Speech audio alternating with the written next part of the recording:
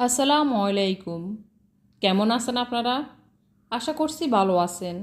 আমিও আল্লাহর রহমতে আলহামদুলিল্লাহ ভালো আছি। চিংড়ি মাছের এক অজানা রেসিপি নিয়ে চলে আসলাম।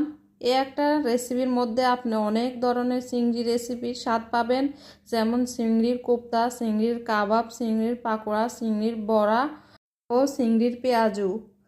তবে সব ধরনের রেসিপির থেকে এই রেসিপিটাই খেতে বেশি মজা হয়। তো চলুন কথা না বাড়িয়ে মূল রেসিপিতে চলে যাই।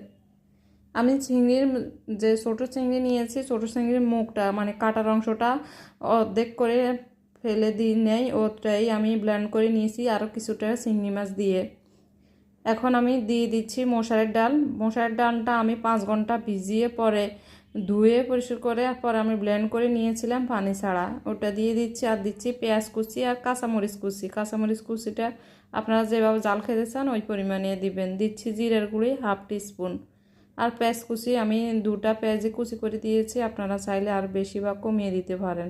দিচ্ছি 1/2 টিস্পুন হলুদ গুঁড়া, কালারের জন্য আপনারা আরও বেশিও দিতে পারেন। স্বাদ মতো লবণ দিয়ে দিচ্ছি।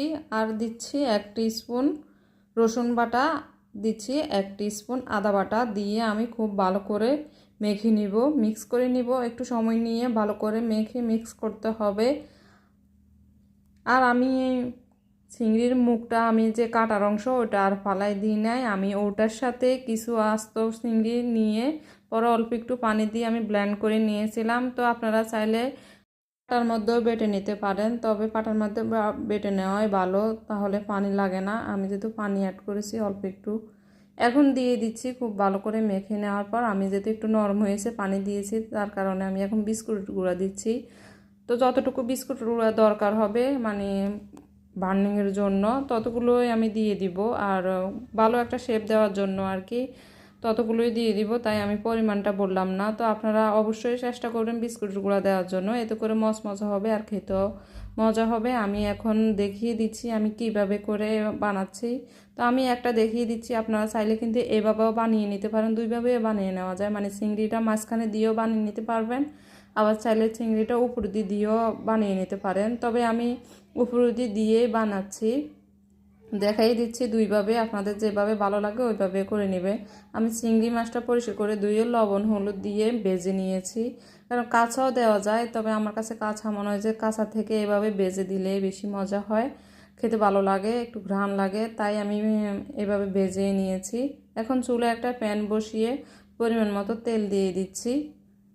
তেল দিয়ে অপেক্ষা করছি তেল গরম হয়ে আসা পর্যন্ত। তেলটা যখন গরম হয়ে গেছে এখন আমি দিয়ে দিচ্ছি, দেখেন আমি কাঁচাটা দিয়েছি, তবে কাঁচাটার থেকে চিংড়ি মাছ আর কি কাঁচাটা দিয়েছি। কাঁচাটার থেকে ভেজে নেওয়া যে চিংড়ি ওটা দিলেই কিন্তু বেশি মজা হয়। আমি আবারও বলে দিচ্ছি, দেখেন আমি 4টা কিন্তু কাঁচা দিয়েছি আর বাকিগুলো আমি ভেজে নিয়ে দিয়েছি। চিংড়ি মাছ আগে থেকে লবণ হলুদ দিয়ে ভেজে পরে রেখে দিয়েছি, আর বানানোর সময় এভাবে চিংড়ি মাছ একটা একটা ভেজে নেওয়া বসিয়ে দিয়েছি।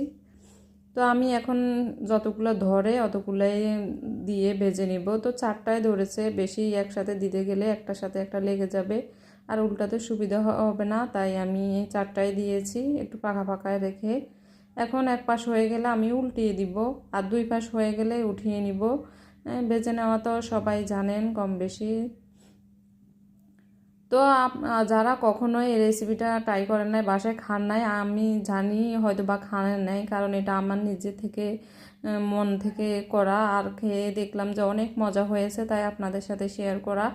আপনারা আমার অনুরোধ রইল আপনারাও বাসায় একবার ট্রাই করবেন আমার রেসিপিটা দেখে, দেখবেন অনেক মজা হয়, অনেক মজা হয়। আপনারা ছোটো চিংড়ি দেখলেই নিয়ে আসবেন আর নিয়ে এভাবে বানিয়ে খাবেন।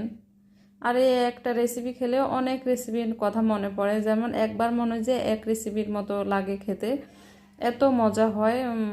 আপনার বানানোর সময় একটু বেশি বানিয়ে নেবেন, কারণ এটা এত মজা হয় সবাই কাড়াকাড়ি করে খেয়ে নেবে। দেখুন আমার সবগুলোই বানানো হয়ে গেছে। ভালো থাকবেন, সুস্থ থাকবেন, দেখা হবে নতুন কোনো রেসিপিতে।